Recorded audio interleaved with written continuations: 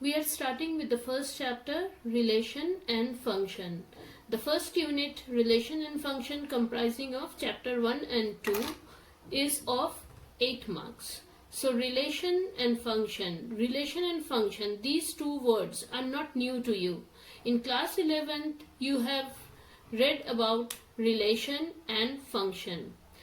We just recall the definition of a relation.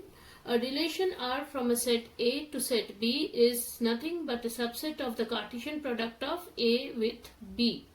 So, if R is a relation from A to B, then R is a subset of A cross B. If the element AB belongs to R, then we say that A is R related to B and it was denoted by A capital R B. The number of different relations from a set of A of n elements to a set B with m elements will be 2 to the power mn. This is all we have done in class 11.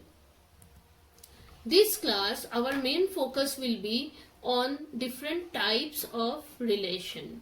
So, the basic relations, universal and void, and other than that, reflexive, symmetric, transitive, equivalence relation. This is our syllabus. Antisymmetric also we will know a special type of relation.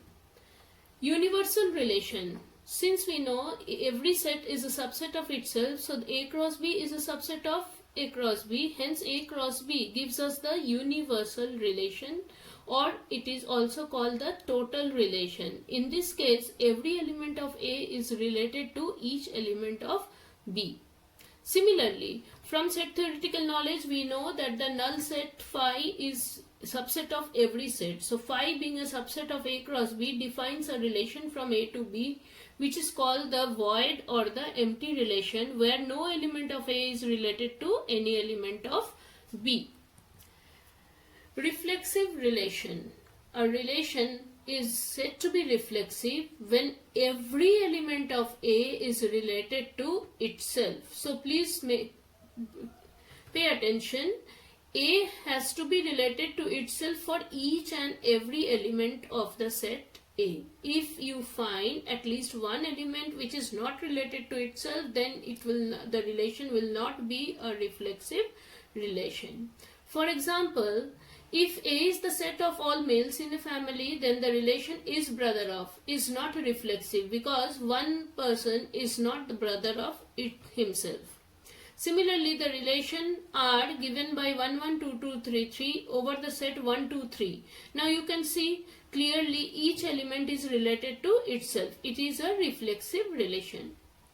Can you tell me about the relation of two lines being parallel to each other? Will it be reflexive? Yes, every line is parallel to itself. They have the same direction, so parallel. Therefore, it is reflexive.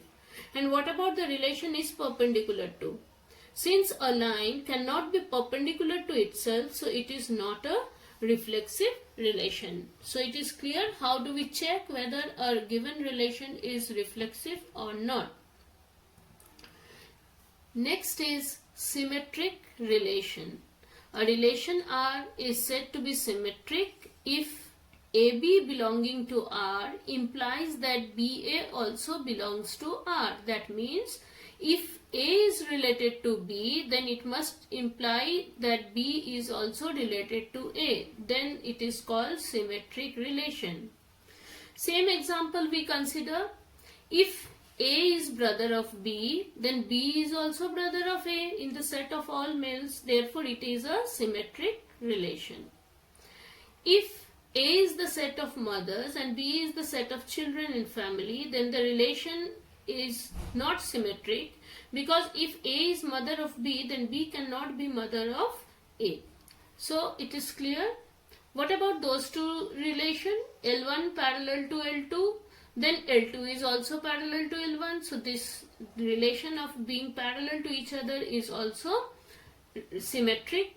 And L1 perpendicular to L2 gives us L2 also is perpendicular to L1. So is perpendicular to is also a symmetric relation. Next is transitive.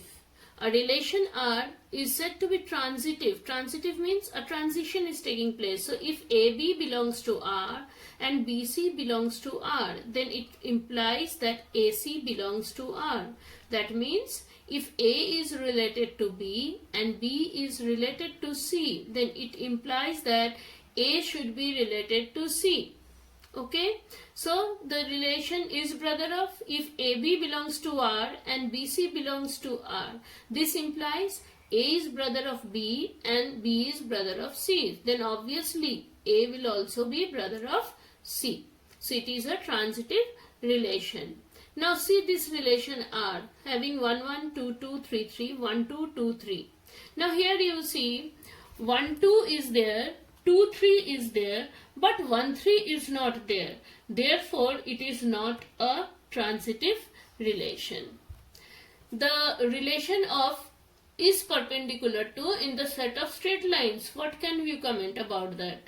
If L1, L2 belongs to R and L2, L3 belongs to R, that means L1 is perpendicular to L2, L2 is perpendicular to L3. We know that two lines perpendicular to the same line are parallel to each other. That shows that L1 is parallel to L3, not perpendicular to L3. So the relation is perpendicular to is not transitive. Now these are the three types of relation whose definition is given to you. Now the questions can be for giving examples of relations which satisfy these various types of conditions. If you are asked to give example of a relation which is symmetric but not reflexive or transitive, what can you think about? If you can think about some specific relation, you can give that, or you can form a relation by taking a very small set A. Now in this case, as we have seen in our discussion, suppose we consider the relation R of all lines that L1 is related to R2 if L1 is perpendicular to L2 for all L1, L2 belonging to the set of straight lines in a plane. Now clearly L1 is not perpendicular to L1, therefore L1 does not belong to R. So this shows that R is not reflexive. Similarly, L1 L2 belongs to R implies that L1 is perpendicular to L2, which means that L2 is also perpendicular to L1. This shows that L2 L1 also belongs to R. Therefore, R is symmetric. If L1 L2 belongs to R and L2 L3 belongs to R, this implies that L1 is perpendicular to L2, L2 is perpendicular to L3. Now by Euclid's geometry we know that L1 and L3 both being perpendicular to L2 will be parallel to each other. So this shows that L1 is not perpendicular to L3. Therefore L1 L3 does not belong to R. Therefore R is not transitive. So like that, different types of examples can be asked. A relation is said to be antisymmetric if AB belongs to R and BA belongs to R implies that A is equal to B. So if A is related to B and B is related to A, then it shows that A and B both are same. For example, the relation A less than equal to B. A less than equal to B and B less than equal to A implies that A is equal to B only. So such kind of relation is called anti-symmetry. Now we have studied reflexive, symmetric and transitive.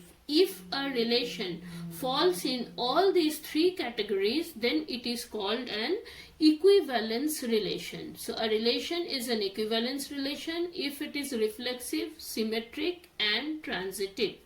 For example, the relation of is parallel to in the set of straight lines in a plane. We have already seen this relation in all the three cases. So it satisfies all the three cases. Hence it is called an equivalence relation. Equivalence class of an element A of the set A is denoted by, within straight bracket we write the name of the element, and it is defined as the set of all elements B of A such that A is related to B under an equivalence relation. So if by equivalence class we simply mean all the elements which are related to that element A under an equivalence relation.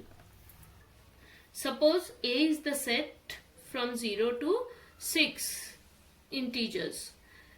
R be the set of all xy such that mod of x minus y is even for all xy belonging to N. Check whether R is equivalence relation or not, and if so, then find the equivalence class of 1. So for equivalence relation, first part we want to check reflexive. So for reflexivity, we know that mod of x minus x is 0 is even. That means that every element is related to itself. So R is reflexive. Secondly, for symmetricity.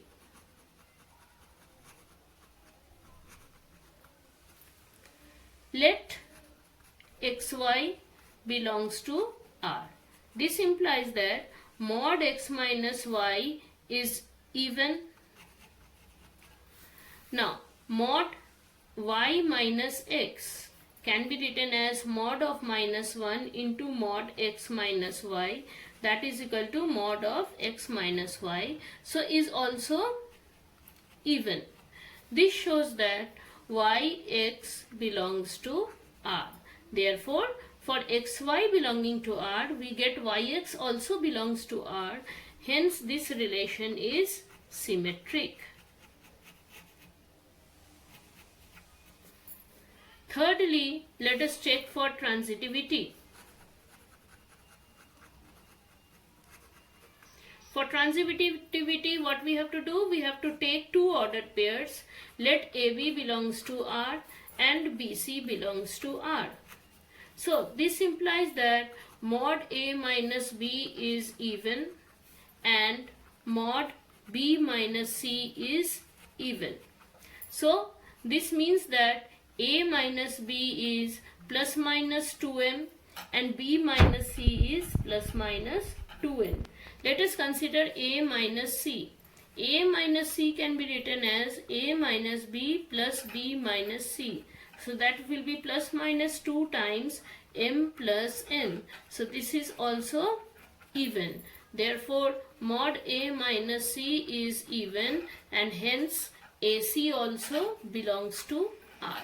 This shows that R is transitive. So it is clear how to write the steps: reflexive, symmetric and transitive. For reflexive, we have to prove for all element. For symmetric, whatever ordered pair belongs to R, the reverse ordered pair should also belongs to R. And for transitive, two ordered pairs belonging to R should imply first related to second, second related to third, must imply first element is related to third element. So at the end we write R being reflexive, symmetric and transitive is an equivalence relation.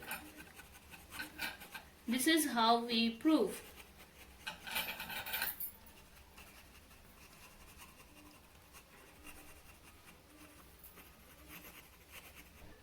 Now how do we find the equivalence class of 1? Since difference of an odd number with another odd number is always even, and we can clearly check 1 minus 3, mod 1 minus 3 2, mod 1 minus 1 0, mod 1 minus 5 4. So 1 will be related to 1, 3 and 5. Therefore we can write the equivalence class of 1 as the set containing 1, 3 and 5.